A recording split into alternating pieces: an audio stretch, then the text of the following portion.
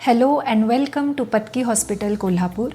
Pickup procedure होने के 6-7 दिन बाद पेशेंट हमें मिलने आते हैं और कभी कभी पता चलता है कि पिकअप के बाद जो एम्ब्रियोज़ बने वो बिल्कुल अच्छे से नहीं बने या बस 1 या 2 ही एम्ब्रियोज़ बने हैं, जितने बनने चाहिए थे उतने नहीं बने। ये सुन के पेशेंट्स नाराज़ हो जाते हैं। आइए आज देखते हैं कि पुअर एम्ब्रियो फॉर्मेशन की क्या क्या वजह हो सकती है। अच्छा एम्ब्रियो बनने के लिए 3 चीज़ों का बिल्कुल अच्छा होना ज़रूरी है। एग क्वालिटी अच्छी होनी चाहिए, स्पर्म क्वालिटी अच्छी होनी चाहिए और जिस लैब में एम्ब्रियो बनाए जा रहे हैं वो लैब के कंडीशंस भी अच्छे होने चाहिए। अगर इन 3 में से किसी भी एक में कुछ भी कमी पाई हो तो एम्ब्रियोज ठीक से नहीं बनते। सबसे पहले देखते हैं पुअर स्पर्म की क्या वजह है।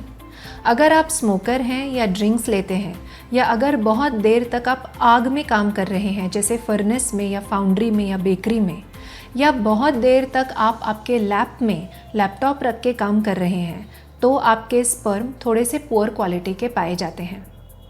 ऐसे केसेस में हम डीएनए फ्रैगमेंटेशन इंडेक्स चेक करते हैं। इससे हमें पता चलता है कि एक्चुअली स्ट्रॉन्ग स्पर्म का परसेंटेज उस बॉडी में कितना है। पुअर एग के भी कई कारण हैं।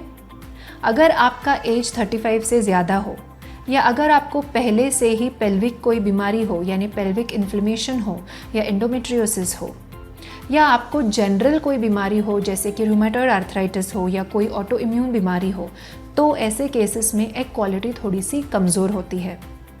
अगर आपका AMH कम हो तो भी ऐसे केसेस में एग की क्वालिटी और क्वांटिटी दोनों चीज़ें कम पाई जाती है।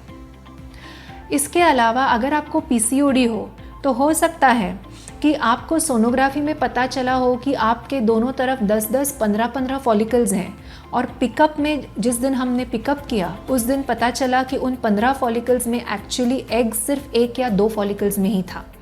ऐसे केसेस को हम एम्प्टी फॉलिकल सिंड्रोम कहते हैं, यानी ये फॉलिकल्स बिल्कुल एम्प्टी होते हैं, इनमें एग ही नहीं होता। इसके साथ साथ पुअर एग क्वालिटी का एक इम्पॉर्टेंट वजह ये है कि आपको जो स्टिमुलेशन प्रोटोकॉल दिया गया है वो भी कई बार आपको सूट नहीं करता। इसलिए जब आप रिपीट पिकअप करते हैं यानी दूसरी बार जब आप स्टिमुलेशन के इंजेक्शंस लेते हैं तो डॉक्टर आपके इंजेक्शंस का डोज उस तरह से अलग एडजस्ट कर सकते हैं। इसके साथ साथ इंजेक्शंस की भी बैच टू बैच वेरिएबिलिटी देखी जाती है।